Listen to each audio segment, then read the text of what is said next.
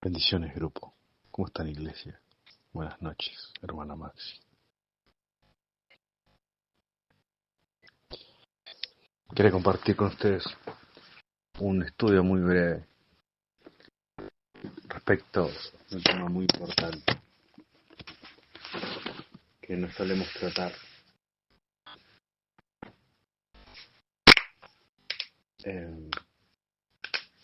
Qué interesante.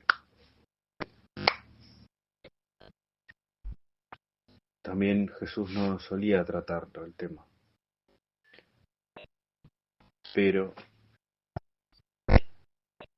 lo trató más que su contraparte. Según dicen, Jesús habló más del infierno, del lago que arde con fuego y azufre, mayor cantidad de veces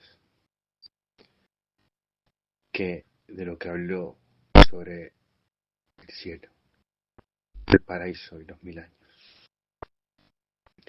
Es interesante porque el Padre, que es el Hijo, como otros padres, cuando enseñan a sus hijos, quienes también tienen libre albedrío, por supuesto, como nosotros tenemos, cuando ellos les enseñan, no lo hacen invocando primero el castigo, sino hacen caso a sus consejos.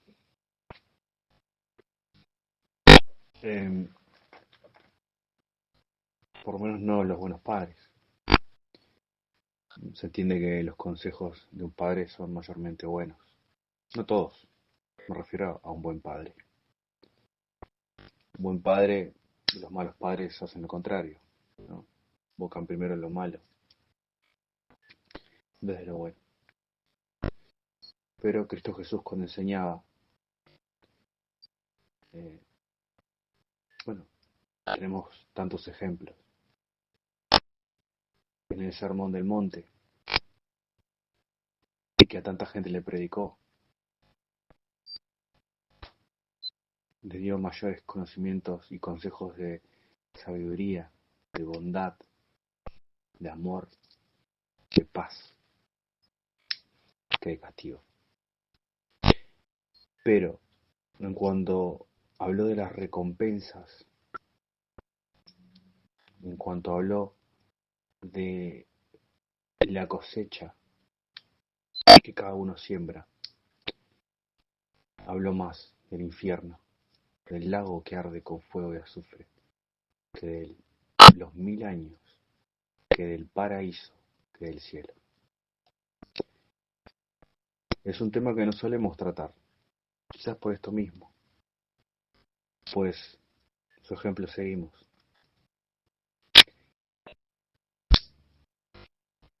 Cristo Jesús es la imagen del Dios Altísimo y nosotros estamos llamados a ser imagen suya también y somos hechos a imagen y semejanza de Dios y suya. Somos imitadores de Cristo. Y quizás también es por eso mismo que nosotros solemos hablar del infierno. Cuando predicamos, por ahí no decimos conversión o muerte, ¿m? Pero ciertamente eso sí existe, la conversión a la muerte. Sucede que el Padre no quiere que le adoren por obligación. Por eso también el Padre, a diferencia de otros credos, ¿no? Por ejemplo, el Islam, que se dice religión de paz, pero realmente es todo lo contrario. Ellos sí practican la conversión a muerte. El Padre no, el Padre quiere que le adoren por fe, por amor, por propia voluntad, de corazón, y no por obligación. pero el infierno es ciertamente real. ¿Mm? Qué interesante que el mundo lo oculte.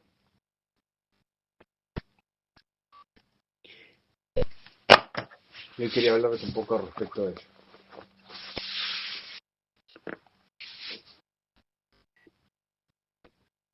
Dios también ha puesto las cosas sutiles. Como dijimos, el reino de lo divino es reino sutil. Por eso es que Dios es invisible. Por supuesto, tenemos el argumento cosmológico, en el cual el creador el creador debe trascender lo que crea. Ergo, el creador de lo material debe ser inmaterial, invisible. El creador de lo temporal debe ser atemporal, eterno. El creador de lo finito debe ser infinito. ¿Mm? Trascender entonces también los números, lo cual es finito.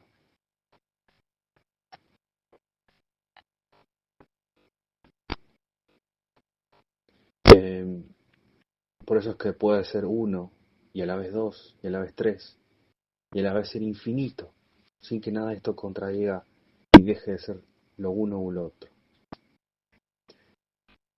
El creador debe ser omnipotente porque debe trascender la potencia que está en el mundo. Debe ser omnisciente dado que hay ciencia en el mundo, en el universo. Pero en todo esto, si bien esto es necesario, pues el universo es contingente. Eh, Aún así es interesante, está puesto de forma sutil para que sirva como un filtro esto. Y hay varios filtros, de modo tal que se pierdan los que se deban perder y se salven los que se deban salvar. Entonces, además de que es necesario, eh, es muy sabio como es puesto. Bien, quería hablar de un texto, dos textos específicamente, en el cual podría mencionar todos los textos que se menciona al lago que arde con fuego y azufre, pero creo que ya los conocemos. Se menciona diversas veces. Tenemos, por ejemplo, vamos a uno fuerte. Deberíamos quizás citar a todos los textos que hablan de el lago que arde con fuego y azufre. Pero a ese respecto les voy a leer solamente uno. Apocalipsis 20:10. Uno de los últimos en el que se menciona. Se menciona continuamente. En el final se menciona mucho. Es un texto que es muy afín a este tiempo. Pues estamos en el tiempo del fin. Y estamos en tiempos del dragón de 7 cabezas y 10 cuernos. El dragón que en Edén fue convertido en serpiente, se le despojó de sus patas y de sus alas. Sabemos que la serpiente antes tenía forma de dragón. Las serpientes tienen hoy en día extremidades vestigiales, en lo que alguna vez fueron patas. Vayan a buscarlo. Aun cuando se mueve, este ser que parece ser el ser más parecido a una columna vertebral, lo cual también es muy interesante. Estuvimos hablando del cerebro reptil últimamente. Fue reducido a esto, pero antes tenía patas. Y si ustedes lo buscan van a ver que la serpiente tiene extremidades vestigiales donde estarían las patas.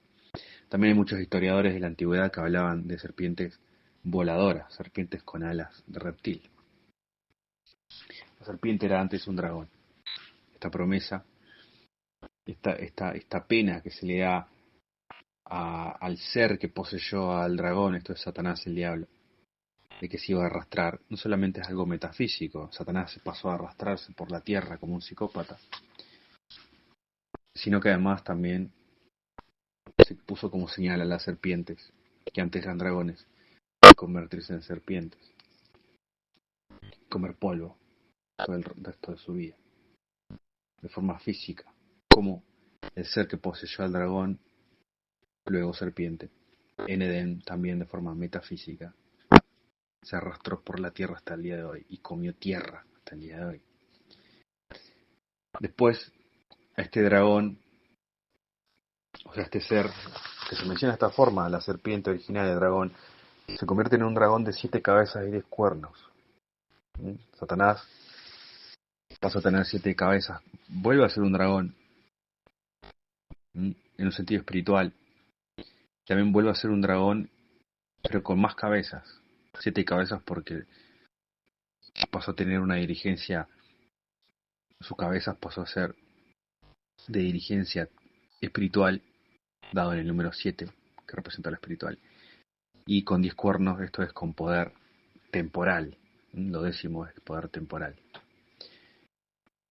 Estamos en una época en que el dragón, Satanás el diablo, ha sido arrojado a tierra y con la tercera parte y con la cola arrastró la tercera parte de las estrellas del cielo, o sea, la tercera parte de los ángeles. Y se habla de su destino aquí en Apocalipsis 20:10. Y también el destino de las dos bestias, la bestia que sale del mar y la bestia que sale de la tierra. Esto es el falso profeta.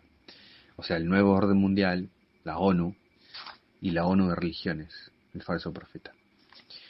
El texto es muy corto, dice 20:10.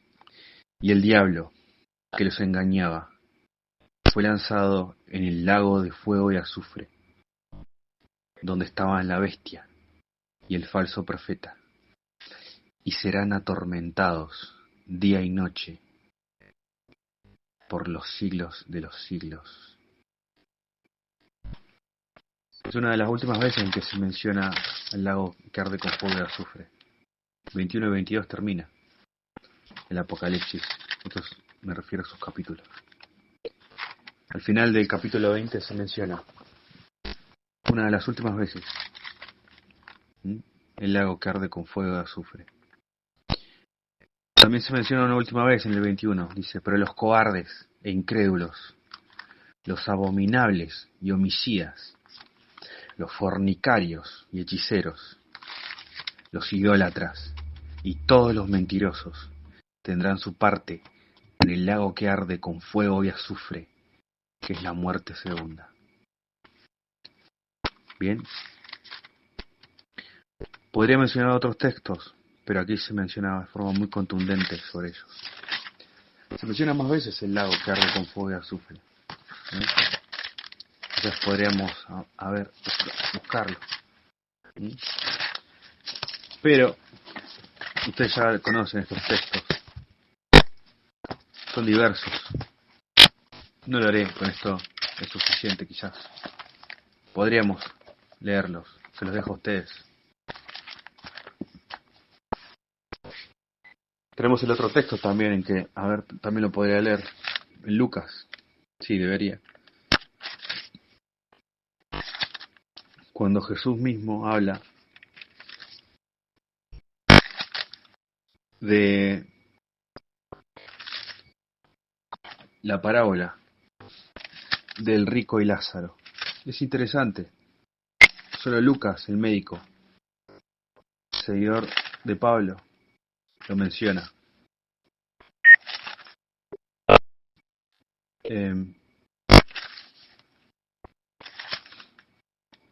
El resto, acá está, rico y Lázaro, Lucas 16.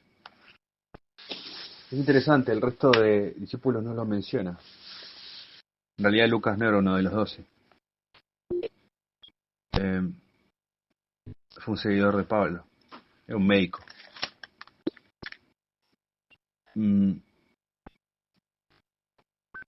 Pero lo recoge.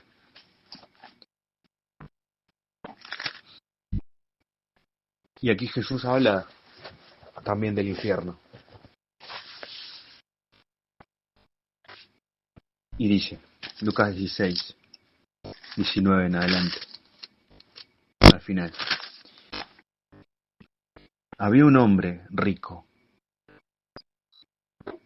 que se vestía de púrpura y de lino fino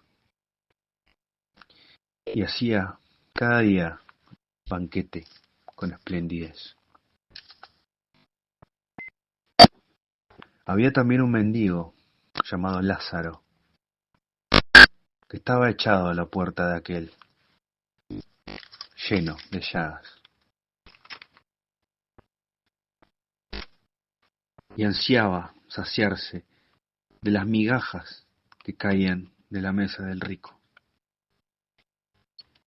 Y aún los perros venían y le lamían las llagas.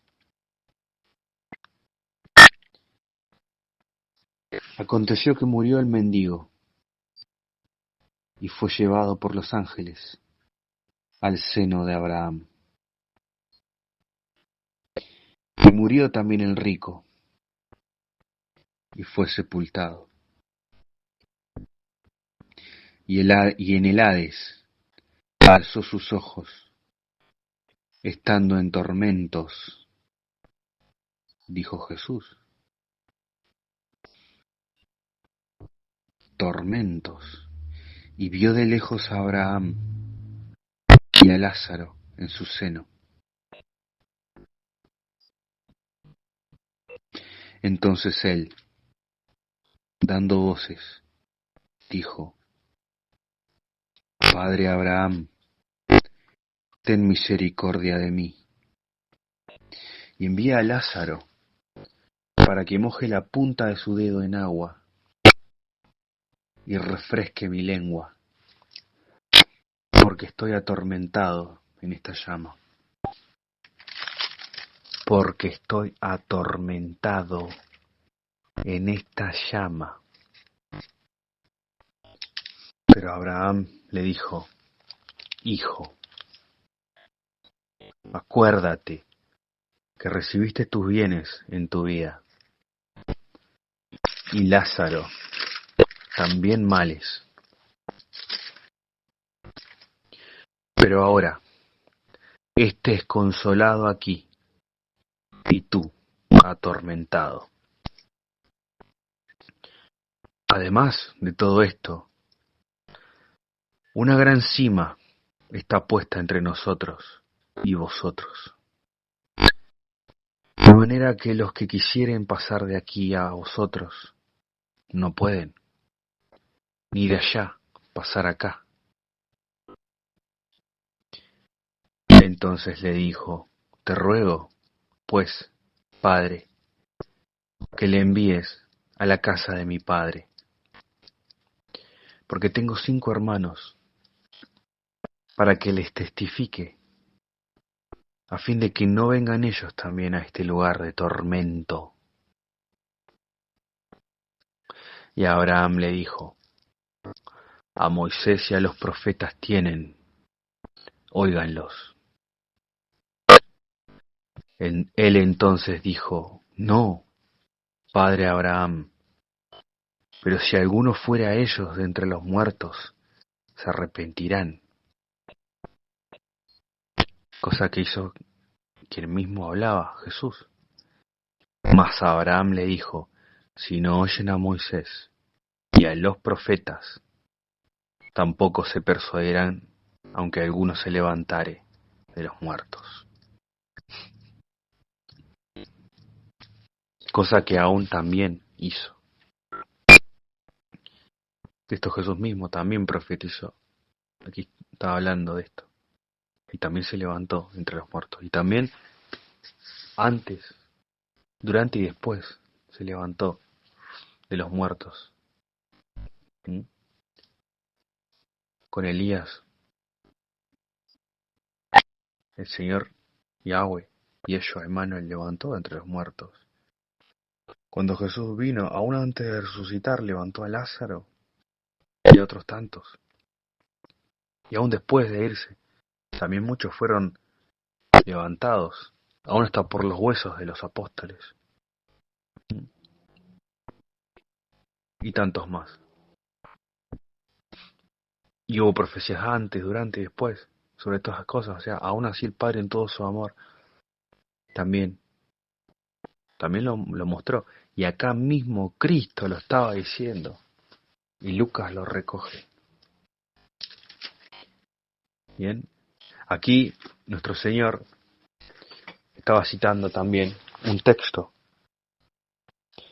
que es el mito de que aparece en la República de Platón, en el cual aún también a los griegos, como al resto de otras sociedades, se le habló de la realidad del infierno, del lago que arde con fuego y azufre, de modo tal que nadie tenga excusa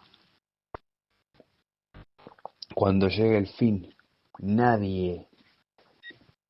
Así como nadie tiene excusa de la existencia del Creador, porque el Creador está manifiesto en la creación da manifestación del Creador, lo creado demuestra que existe el Creador,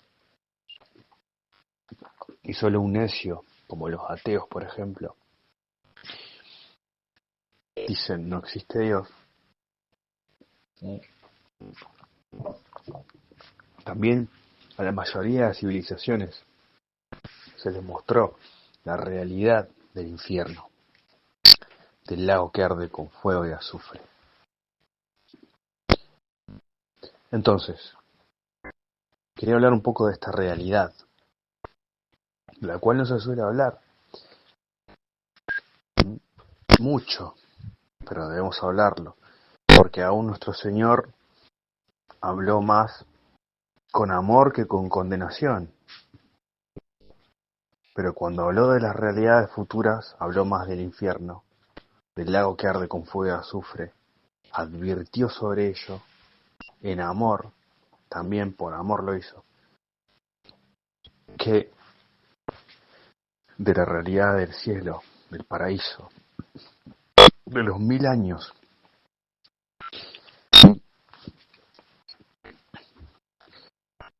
y de lo celestial. Entonces, quería mencionarles unos textos en el cual también se deja ver la realidad del infierno. Es interesante, muchos dicen que no, que Jesús, porque Dios, en todo su amor, no haría tal cosa. Esto es, torturar por toda la eternidad a los malvados. Interesante, ¿no? Se le tacha a Dios de injusto por dar premios y castigos. Qué raro, ¿no? Porque un buen Dios, un buen padre, un buen rey, imparte premios y castigos según corresponda, premiando lo bueno y castigando lo malo. Si bien nadie es bueno, solamente Dios es bueno y la salvación es por gracia, existen algunos que van hacia el bien y otros que van hacia el mal, de forma empedernida. Entonces, es muy interesante, además de hipócrita, que se tache a Dios de injusto cuando practica la justicia, castigando a los que van hacia el mal y premiando a los que van hacia el bien. Se dice, no, un Dios justo no haría esto. Qué extraño. Al contrario, un Dios justo premiaría lo bueno y castigaría lo malo. Interesante, ¿no? Que sea que es injusto por premiar lo bueno y castigar lo malo. Ustedes piensen, aquellos que han hecho el mal, y no solamente me refiero a las criaturas de carne, sino a las criaturas desencarnadas, que tanto daño han hecho a la humanidad. ¿En serio va a ser que ellos no van a ser torturados eternamente, como el texto aquí dice? Aquí decía, Apocalipsis 20:10. Veamos de nuevo. Ya lo hemos leído, pero debemos acaso leerlo de nuevo.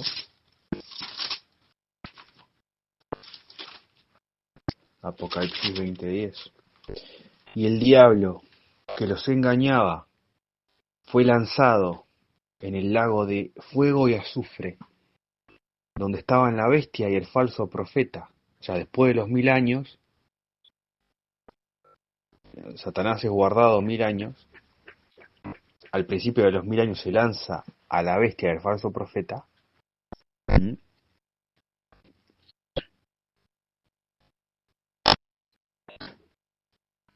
¿Mm? Acá al principio se dice esto mismo, ¿no?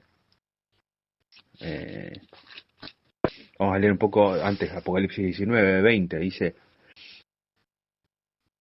y la bestia fue apresada, y con ella el falso profeta, Apocalipsis 19:20, que había hecho delante de ella las señales con las cuales había engañado a los que recibieron la marca de la bestia, todos aquellos que acepten el nuevo orden mundial, su microchip, la marca de la bestia, y habían adorado su imagen, todos aquellos que adoren a la inteligencia artificial, al Internet de las cosas.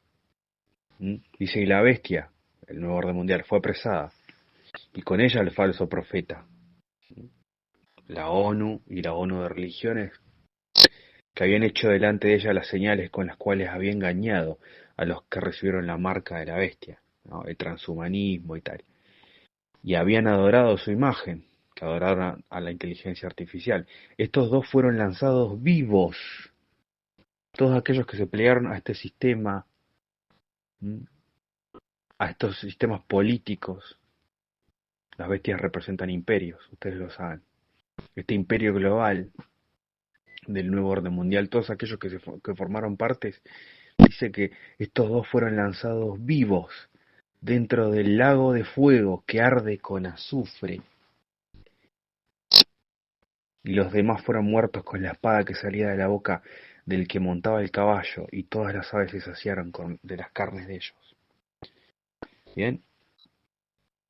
Y después dice que y vi un ángel que descendía del cielo con las llaves del abismo y una gran cadena en la mano, Miguel, arcángel, y prendió al dragón, la serpiente antigua, que es el diablo y Satanás, y lo ató por 1000 años, y lo arrojó al abismo, el Tártaro, y lo encerró, y puso su sello sobre él, para que no engañase más a las naciones, hasta que fuesen cumplidos 1000 años, y después de esto debe ser desatado por un poco de tiempo. Vamos a ver ahora que después de los 1000 años, dice, y el diablo que los engañaba fue lanzado al lago de fuego y azufre. Después de los 1000 años, Satanás, el diablo, es liberado. 21 y 2 hemos leído. 27 en adelante dice: cuando los 1000 años se cumplan, Satanás será suelto de su prisión y saldrá a engañar a las naciones que están en los 4 ángulos de la tierra, a Gog y a Magog, a fin de reunirlos para la batalla, el número de los cuales es como la arena del mar. Y subieron sobre la anchura de la tierra, y rodearon el campamento de los santos y la ciudad amada, y de Dios descendió fuego del cielo y los consumió. Y el diablo que los engañaba fue lanzado en el lago de fuego y azufre, donde estaban la bestia y el falso profeta, donde estaban la bestia y el falso profeta, o sea, después de los 1000 años la bestia y el falso profeta seguían ahí. Y dice que serán atormentados día y noche por los siglos de los siglos. Después de los 1000 años,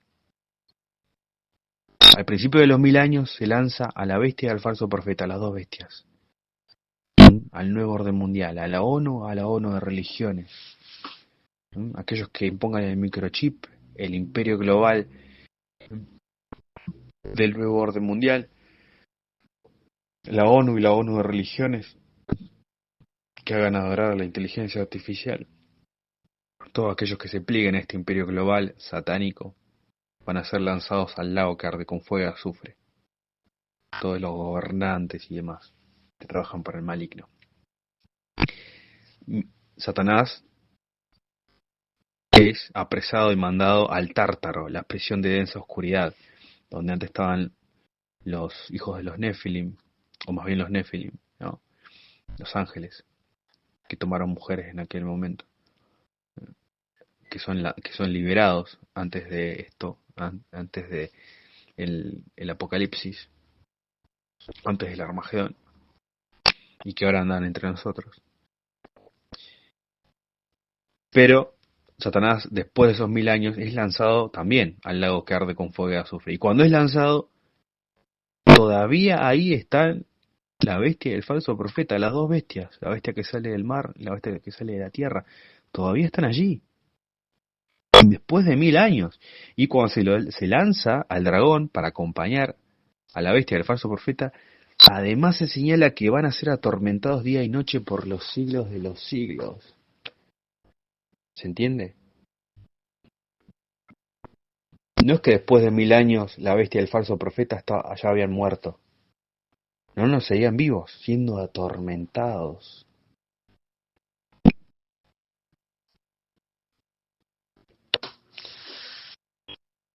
Y después en 21:8 dice, pero los cobardes son los primeros en ser mencionados, en ser lanzados también al lago de fuego y azufre. Pero los cobardes e incrédulos, los que no tienen fe, los abominables y homicidas, los fornicarios y hechiceros, los idólatras y todos los mentirosos tendrán su parte en el lago que arde con fuego y azufre, que es la muerte segunda. Interesante, se le dice muerte segunda, pero acá se dice que después de los 1000 años, ¿eh? Dice que ahí estaban la bestia y el falso profeta. Bien, entonces, parece ser que algunos dicen, no, es la muerte segunda. Fíjense cómo Dios siempre pone las cosas en el medio, muy sutil. ¿Para qué? Para que se pierdan lo que se tengan que perder y se salven lo que se tengan que salvar. Si hay muerte segunda, es algo interesante. Seguramente durará más de 1000 años de tormento. Bien, les decía, cuando Jesús habla de, ya lo mencioné antes, lo menciono de nuevo, esto del mito de si lo quieren ir a buscar, es muy interesante. El mito de que aparece en la República de Platón también habla de la realidad de el lago que arde con fuego y azufre. Pareciera ser que hay ciertas cuestiones que son bastante similares. Pero bueno, no me quiero perder en eso, ya les hablé. Quería, además de esto, mencionarles unos textos que también hablan o que podrían echar un poco de luz al respecto de esto, ¿no? Esto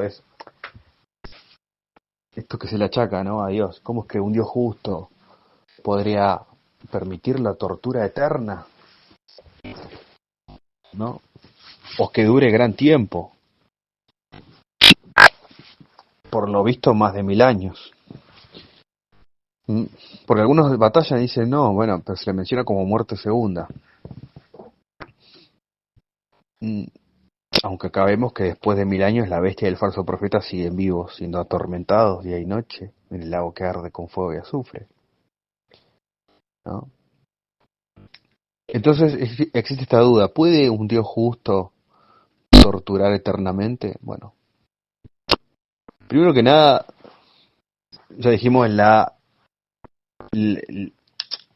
lo ilógico de llamar a Dios injusto cuando de hecho está siendo justo porque castiga a cada uno y premia a cada uno según sus obras, castigando lo malo y premiando lo bueno. Aquí tenemos a gente como Satanás y el diablo que noten todo el daño que ha hecho a la humanidad. ¿A cuánta gente no ha atormentado el maligno y sus demonios, junto con los gobernantes? ¿Cuánta gente no ha sufrido por culpa de ellos? No hemos sufrido. ¿Y en serio? En cuanto a justicia se refiere, ¿ellos no tendrán consecuencia? ¿En serio ellos simplemente morirán y listo?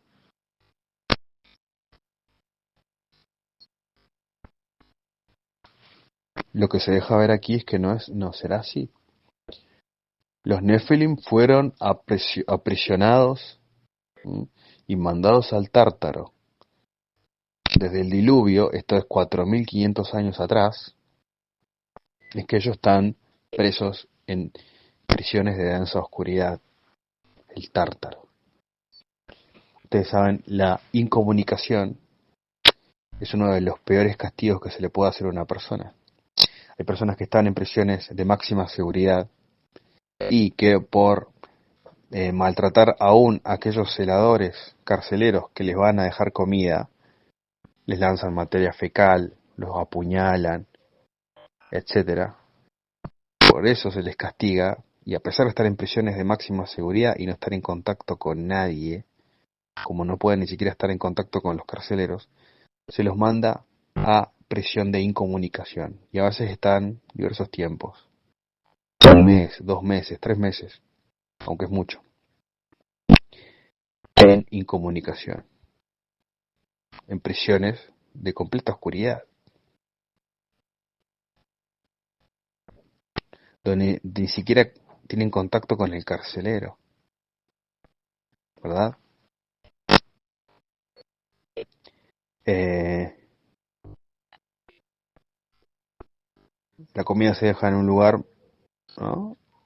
Y luego se les permite a ellos ir hacia allá, comer y listo. Después vuelven, ¿no? Ustedes conocen el sistema. Básicamente les lanzan la comida por un lugar y listo. Bien. Eh, entonces ellos comen, o sea, ni siquiera eso.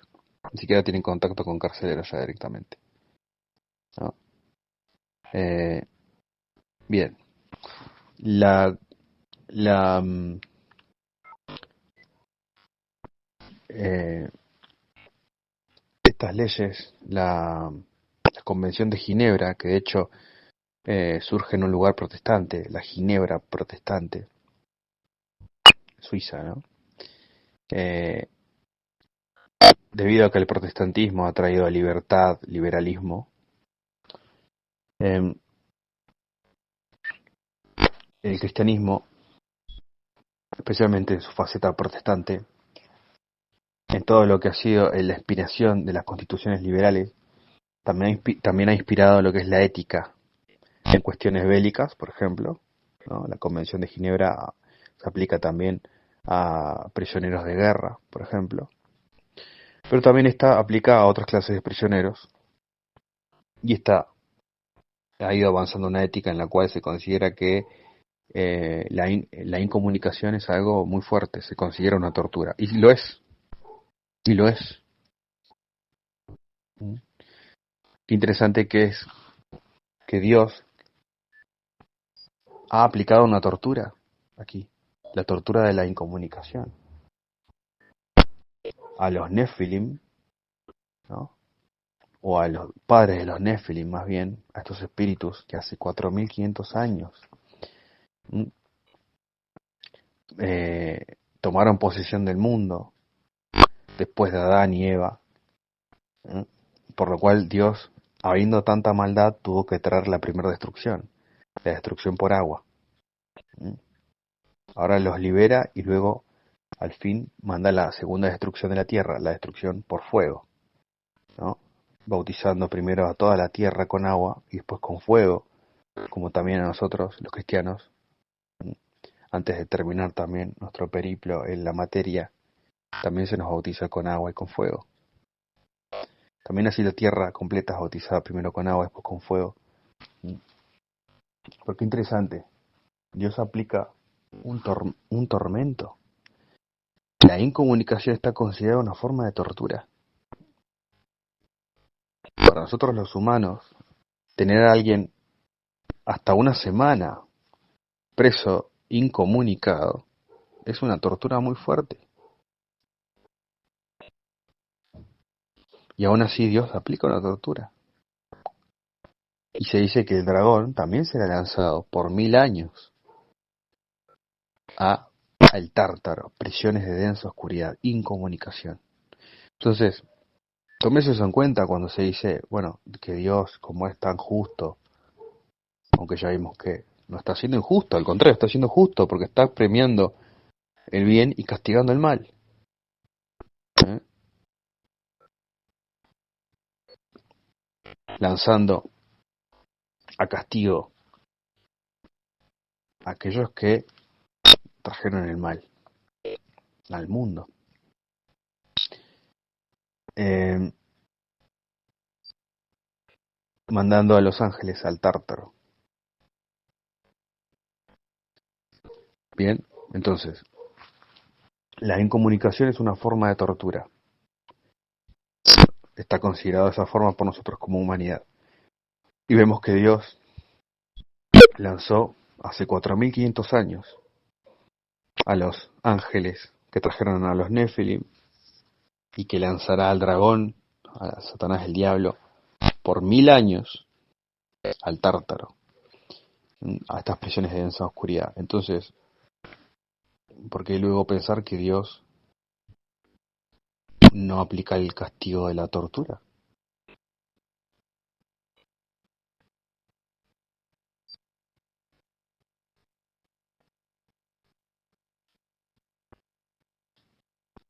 Bien, luego, sobre el tema del castigo de la tortura, y ya por último, Hechos de los Apóstoles, capítulo 2.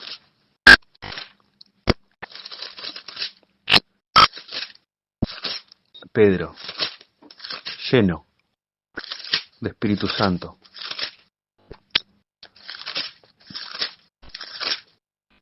hablándole a aquellos que martirizaron a Cristo, Dios encarnado, y ellos compungidos, confirmando todo esto, dice, Hechos capítulo 1, están los 12, hablando del Espíritu Santo y llenos de ellos, hablando de la ascensión.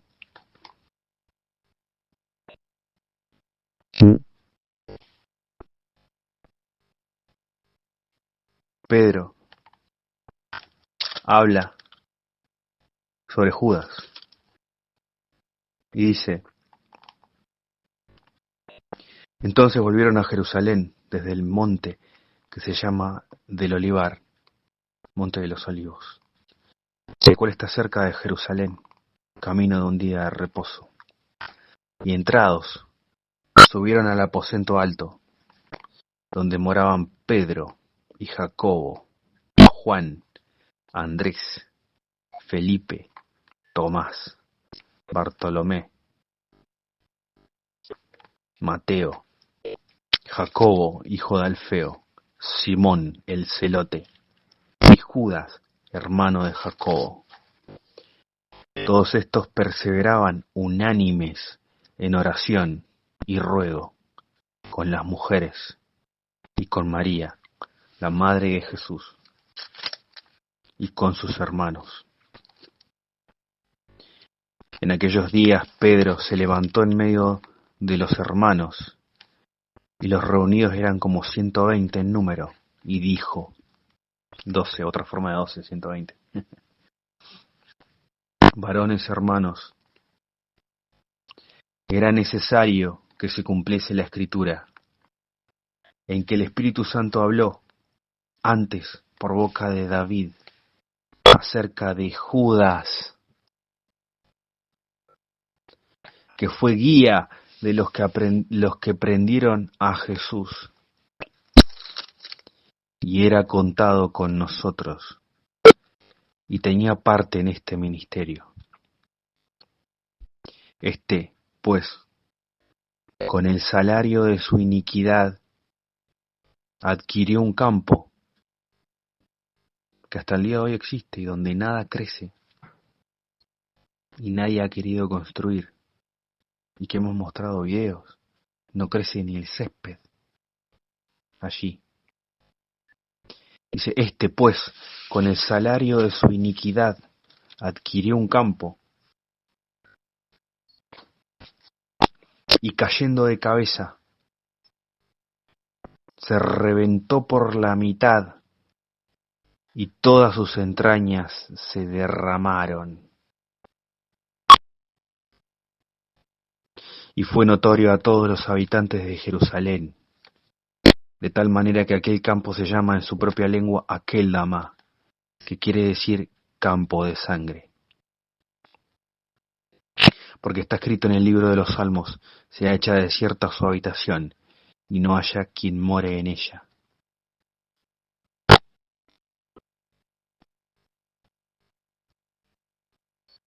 Bien, entonces, aquí Pedro, junto con los 12, y aún el número de 120, llenos de Espíritu Santo, hablan sobre el traidor Judas, el psicópata, el poseído, el hijo de perdición,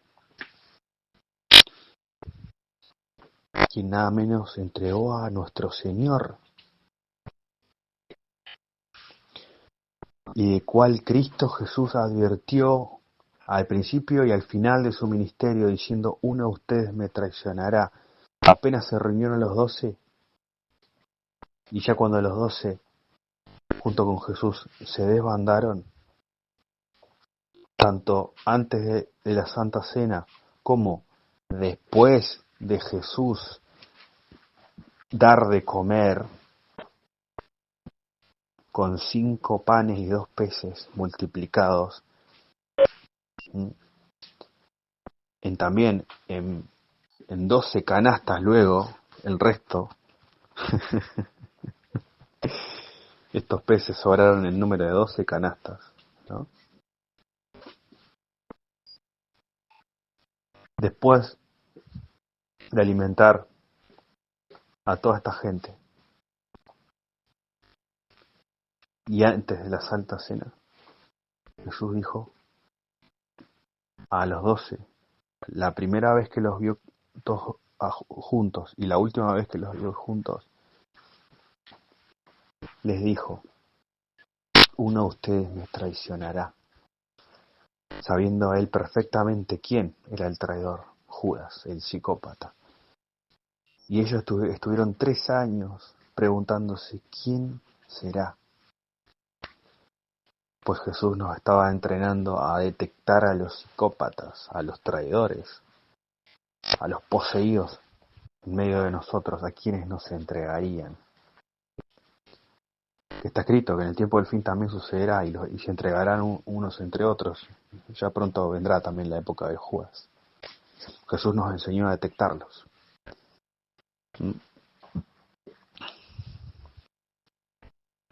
Si no, no hubiera dicho: uno de ustedes me traicionará, ya desde un principio. Y fíjense qué interesante la muerte de Judas. Hemos hablado de ella. Hemos visto muchas cosas místicas. Primero que nada, Judas, lo dijimos,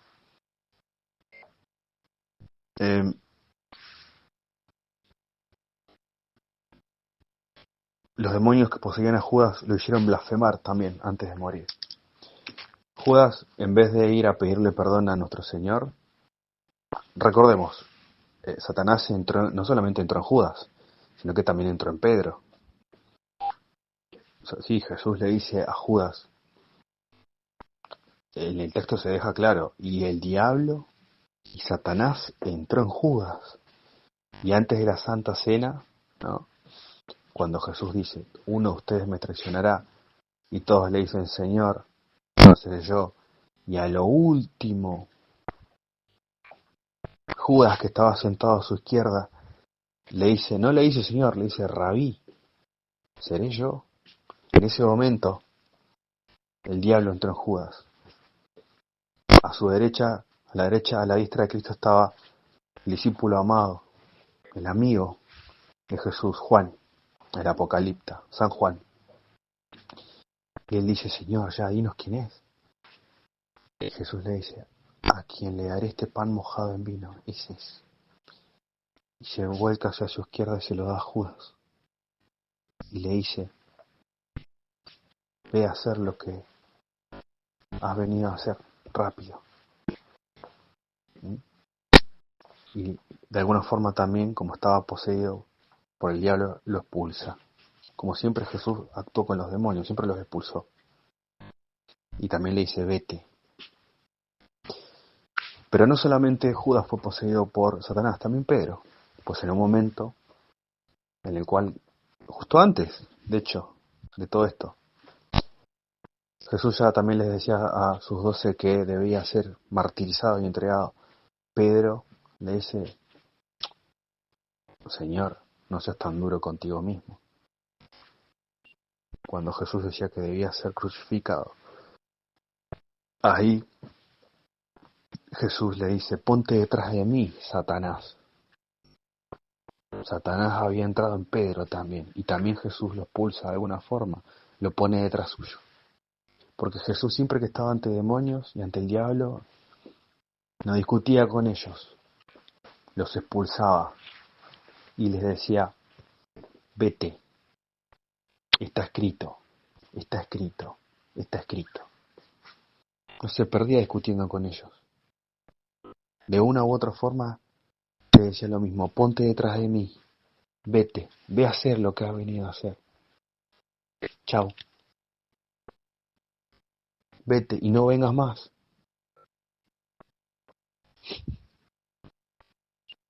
Interesante, ¿no? Siempre que los demonios, y siempre los demonios poseyendo humanos, siempre de alguna u otra forma los expulsaba, los ponía detrás suyo. No discutía con ellos, no les tenía miedo. Qué interesante. Entonces el diablo también entró en Pedro. ¿Sí? Bueno, pero fíjense, Pedro negó a Cristo 3 veces, pero Pedro se arrepintió. Se dice que Judas también se arrepintió, pero con una diferencia. Pedro fue a Cristo. ¿Mm? Buscó en Cristo y buscó en Dios el perdón. Y Cristo Jesús y Dios lo perdonaron a Pedro. Mas Judas no fue a pedirle perdón a Dios. Podría haber ido ante la cruz, como Juan no hizo eso. ¿Qué hizo? Fue ante los hombres. Fue ante el Sanedrín e intentó también comprar al devolver, ¿no?, su paga. Dice que Judas se arrepintió, pero ¿por qué? Se arrepintió simplemente porque iba a sufrir consecuencias por sus acciones. Por eso solamente. En ese momento también blasfemó, poseído por demonios. ¿Por qué? Porque una vez que él intenta devolver este sueldo, que además lo vendió barato a nuestro Señor, porque 30 piezas de plata es lo que se pagaba por un esclavo barato, intenta devolver estas 30 piezas de plata, que hoy en día sería ¿cuánto? 1.000.000 de pesos argentinos. No me acuerdo cuánto, creo que son 2 millones, o sea, creo que son 2 millones de pesos argentinos, o sea, el salario de un mes, o de 2 meses, no hay mucha diferencia, en aquel tiempo me parece que era el salario de 3 meses. Yo creo que es el salario de 2 meses, o de un mes y medio. Fíjense igual como la inflación ha llegado también, ¿no? En aquella época era el salario de 2 o 3 meses, hoy no hay mucha diferencia, ¿no?, por un esclavo. Él intenta devolver esa plata, el Sanedrín, dirigido por Ananías y Caifás, le dicen, ¿y qué tiene que ver con nosotros? Allá tú, ¿no? Entonces Judas, ¿qué hace? Agarra las monedas, las 30 piezas de plata, y las tira adentro del templo, blasfemando. Poseído por demonios se le hace blasfemar también. ¿Por qué? Porque Jesús antes había agarrado las monedas que estaban en el templo y las había tirado afuera. Cuando Jesús azota a la gente con sogas, como si fueran látigos, porque estaban comerciando adentro del templo, no es que Jesús simplemente tira las mesas al piso que lo hace. Y que con las sogas también golpea al ganado para que se vaya, y abre las jaulas para que los animales se vayan de adentro del templo. Estaban comerciando dentro del templo. Podían comerciar afuera. Y no, los demonios también hicieron que ellos comerciaran adentro para que blasfeme, ¿no? Y convirtiendo así la casa de Dios en un comercio, una casa de salteadores, además. ¿Mm? Jesús no solamente hace eso, sino que agarra y hace que todo el ganado salga de adentro del templo. Y además agarra todas las monedas y las empuja hacia afuera del templo. No es que solamente las tira al piso. La gente los empezó a agarrar, pero también él empezó a hacer que las monedas salieran del templo. ¿Por qué? Porque no podía haber comercio de adentro. ¿Qué es lo que hace Judas? Tira las monedas adentro del templo. Blasfemia. Además, Jesús se clavó en una cruz porque, así como Adán y Eva desprendieron el fruto del árbol de madera, esto Jesús como un fruto se volvió a poner, se volvió a injertar en la madera que de árbol viene, en la cruz. Los demonios adentro de Judas hicieron que él también se cuelgue de un árbol.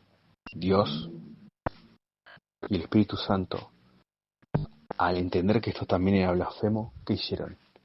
En formato de cruz, le cortaron la soga con corte horizontal, cortaron la soga de Judas, que se estaba intentando ahorcar.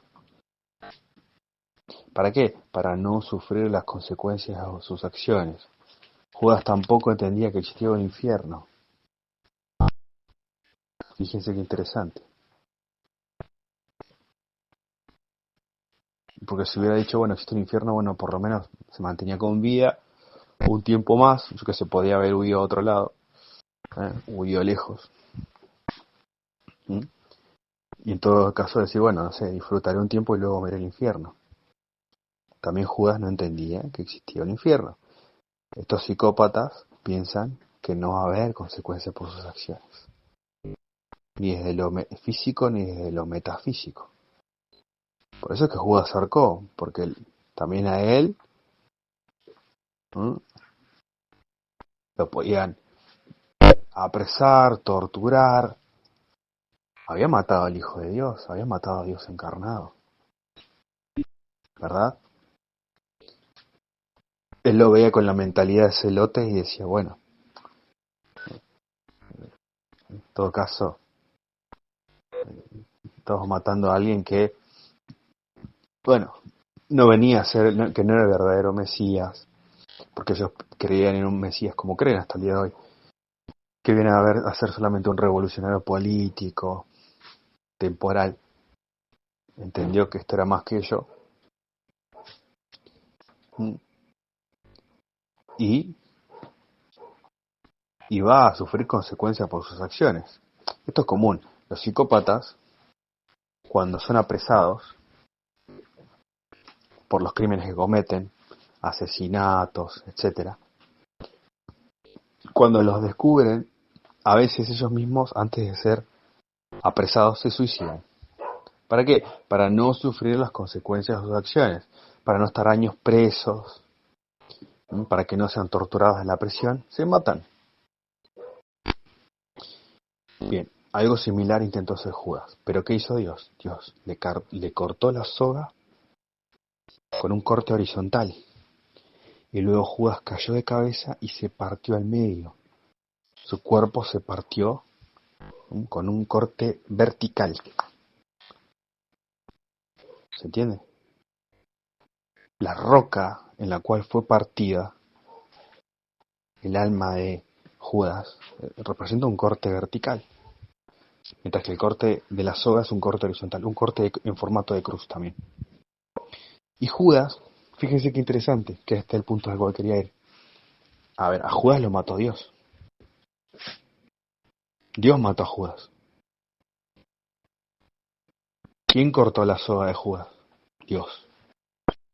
¿Quién hizo que se parta al medio? Dios. Cumpliendo así también la profecía. Pedro le leyó, lleno de Espíritu Santo, con los 12 y con 120, lleno de Espíritu Santo, como que esto estaba profetizado que así sucediese. Y también en esto también hay campo de sangre, porque Judas se partió el medio y lo bañó de sangre también ese campo, con su sangre maldita. Entonces qué interesante, Dios le da a Judas una muerte lenta y dolorosa. Dios le da a Judas, el traidor, el psicópata, el poseído, el entregador del Dios encarnado para ser martirizado, una muerte lenta y dolorosa.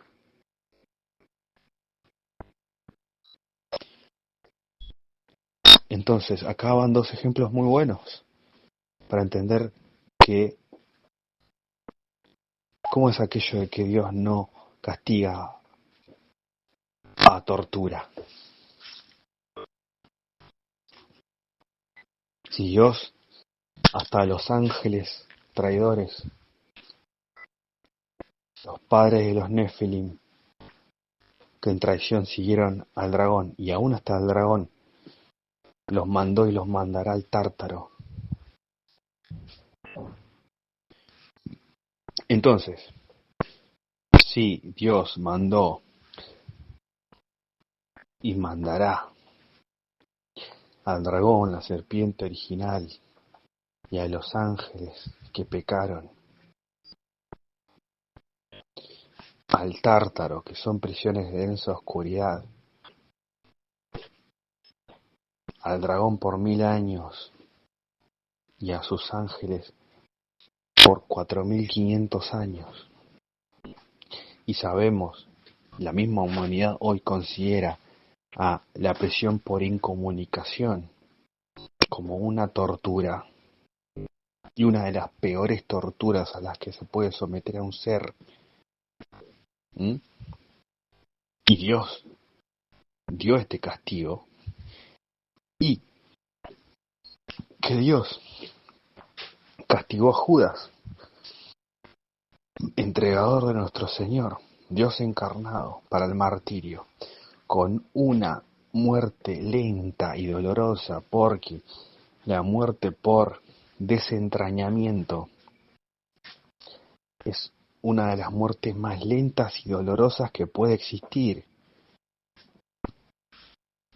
La gente a veces puede tardar hasta 3 días en morir, desangrado lentamente, cuando su materia fecal se junta con su sangre.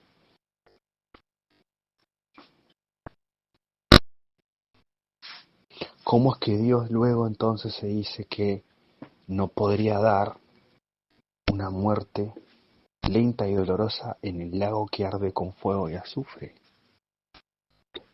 Que ya vimos que no es injusticia, sino justicia. Porque en serio hemos de creer que el dragón, la serpiente, que tanto daño ha hecho a la humanidad, luego simplemente será ejecutada a muerte y listo. ¿No habrá tortura para ellos? ¿No habrá castigo para ellos? Si esto fuese así, después cualquiera podría hacer lo mismo, seguir los pasos del maligno, y luego que simplemente morir, y listo. ¿Es eso justo? ¿Es eso justicia? ¿Es eso propio de un Dios justo? No, no lo es. Y luego el último ejemplo. Nosotros.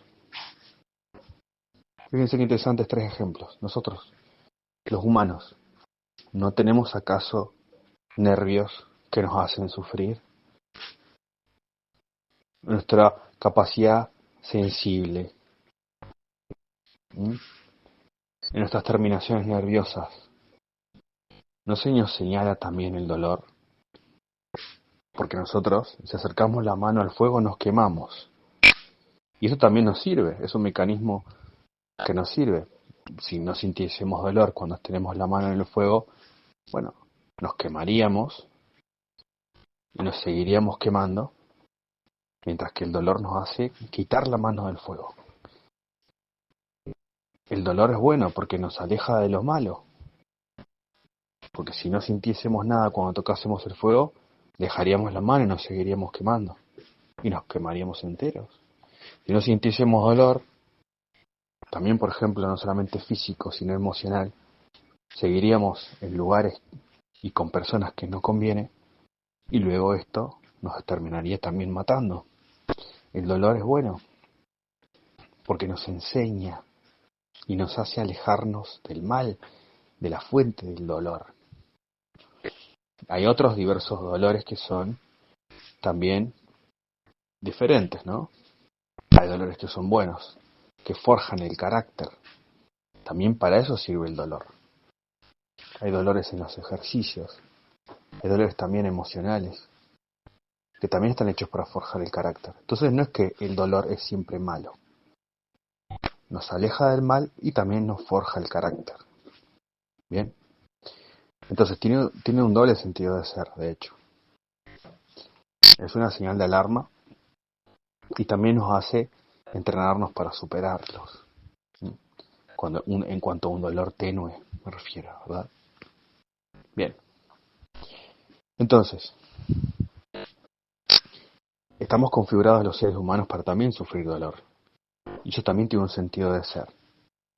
Entonces, si Dios nos da a los humanos la capacidad de sentir dolor para un bien mayor, para alejarnos del mal y para entrenarnos en el bien, si además Dios le dio a Judas una muerte lenta y dolorosa por su crimen, y además Dios mandó y mandará a los ángeles rebeldes al Tártaro, a incomunicación, siendo uno de los peores castigos considerados por la humanidad,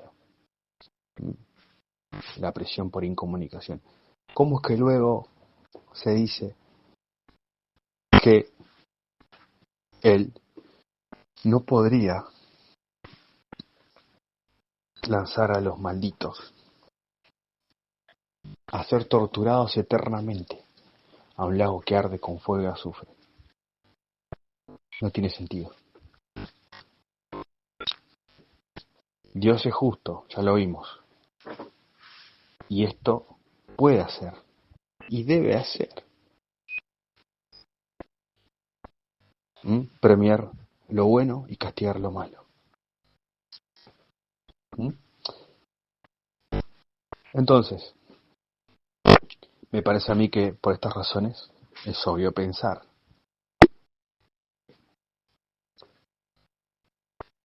la realidad del infierno, del lago que arde con fuego y azufre. Me pareció un tema importante para comentarlo con ustedes, grupo. Es un tema que, como hemos dicho, no solemos tratar porque, de nuevo, no creemos en conversiones forzadas. No creemos en enseñar mostrando primero el castigo antes que el premio. Pero no creemos en enseñar por las malas antes que por las buenas. Pero, si bien Jesús enseñaba primero por las buenas y después por las malas, también es cierto que cuando habló de las realidades futuras, habló más del infierno que del cielo. Habló más del lago que arde con fuego y azufre que del paraíso y los 1000 años. Entonces así me parece que debemos hacer nosotros, hermanos y hermanas, y no